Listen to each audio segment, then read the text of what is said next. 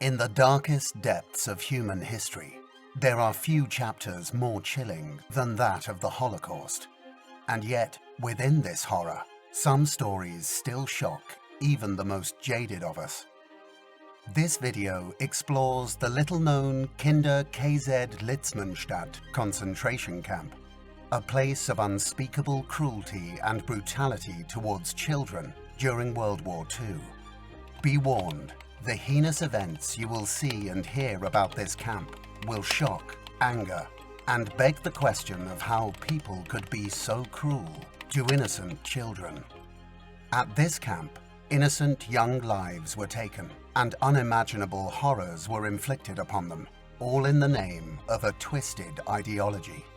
One brutal man's name stands out above the rest when talking about the sick and twisted events at this camp: SS officer Edward August.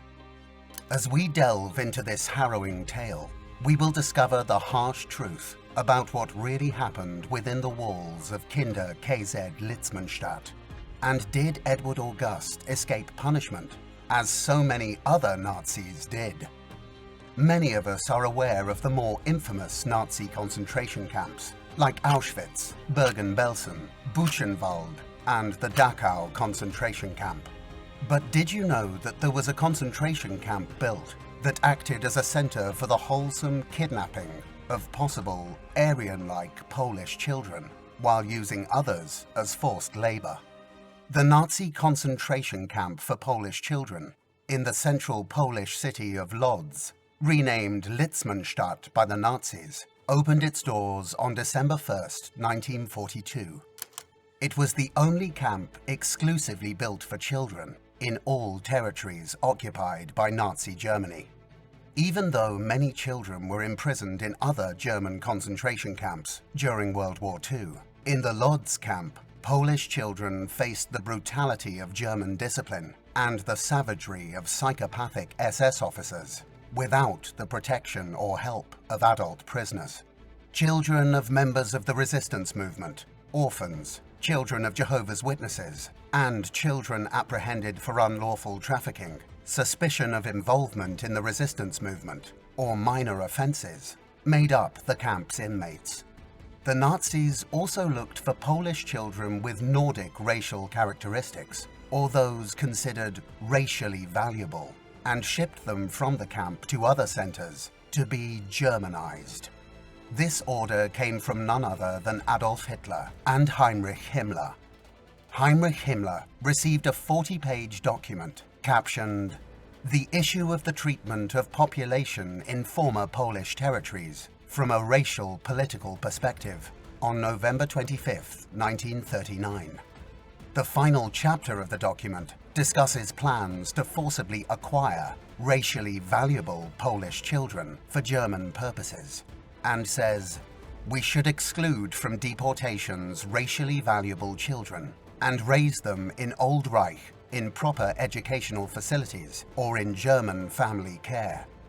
The children must not be older than 8 or 10 years, because only till this age can we truly change their national identification, that is, final Germanization. A condition for this is complete separation from any Polish relatives. Children will be given German names. Their ancestry will be led by special office." 12 to 13,000 children were forced into this camp. The youngest on record was only 2 years old, while the majority were between 8 and 14. Alvin Brockman, the director of the National Youth Office, conceived the idea of setting up a camp for Polish children during the summer of 1941. The plan intrigued Oswald Pohl, the chief inspector of Nazi concentration centers. On November 28, 1941, he received approval for the camp from his superior, Heinrich Himmler, the head of the SS. Although it was not technically part of the extensive concentration camp system, it was run by the SS, and survivors claim it was in some ways worse than the other camps.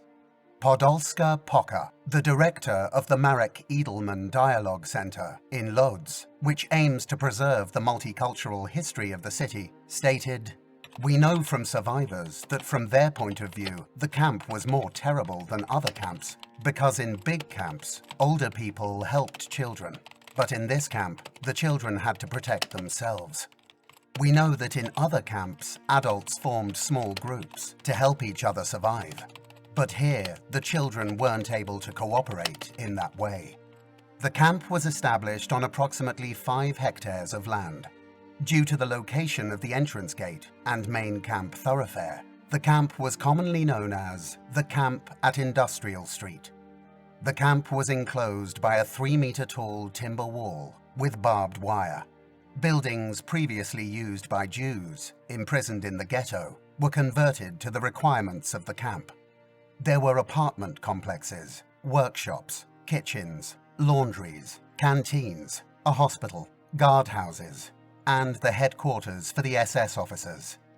Kinder-KZ Litzmannstadt had separate sub-camps for boys and girls, and was essentially a brutal labor camp. The children worked 7 days a week, from 8 a.m. to 6 p.m. Every child was forced to work in the workshops, and daily quotas had to be met under the penalty of punishment. The boys straightened needles and crafted straw shoes, wicker baskets, gas mask straps, and leather parts for backpacks, while the girls worked in the laundry, kitchen, tailor's workshop, and garden. In the spring of 1943, the stronger children were sent to fields and farms to work. Germanization was imposed on children aged 2 to 8. They were subjected to a German upbringing, starting with learning the German language and culture. Although there is a memory of the collective brutality of the SS officers and guards at all concentration camps, one common thread is that some guards were worse than others at each camp. Auschwitz had Josef Mengele, the notorious Nazi doctor, known as the Angel of Death. Sachsenhausen camp had Joseph Schultz, an accessory to the deaths of 3,500 prisoners, and John Demjanjuk, who terrorized prisoners interned at Treblinka extermination camp. The children at Kinder-KZ Litzmannstadt had their own monster, Edward August. Edward August, an SS officer from a German family in Lodz, was notorious for committing numerous offenses against defenseless Kinder-KZ children. In his book, Nazi Concentration Camp for Children in Lodz, Josef Witkowski describes this notorious SS monster. He was constantly drunk. He was omnipresent. He took pleasure in subjecting prisoners to the most imaginative torture. He beat and kicked them in the most sensitive places. He buried them in boxes of sand, dunked them in a barrel of water, hung them by the legs on a chain, and lowered their heads into a tank with used car lubricants. He cut their private parts with a penknife, beat their heels, and extinguished cigarettes on prisoners' chests. This level of depravity astonished even his fellow SS members, who occasionally tried to stop him from assaulting the children. As if this wasn't enough torture for the unfortunate children, August, and no doubt other guards and administrators, made life a living hell for the innocent children. After the war, captives' testimonies describe incessant, everlasting starvation. Breakfast consisted of a piece of camp bread and a half-liter of black coffee, which was occasionally flavored with saccharin. A liter of rutabaga, or potato broth, with beet leaves or cabbage, was served for dinner, and they were sometimes given a tablespoon of marmalade. A common form of punishment was denial of food. Therefore, the children in the camp experienced chronic starvation, day in, day out. They had to become experts at hunting birds and rodents, and would season their soup with dead flies and insects. Regardless of the weather conditions, washing themselves occurred outside, beneath a fountain or in a basin. Cleaning with soap, available only in shipments from home, and changing one's undergarments were uncommon.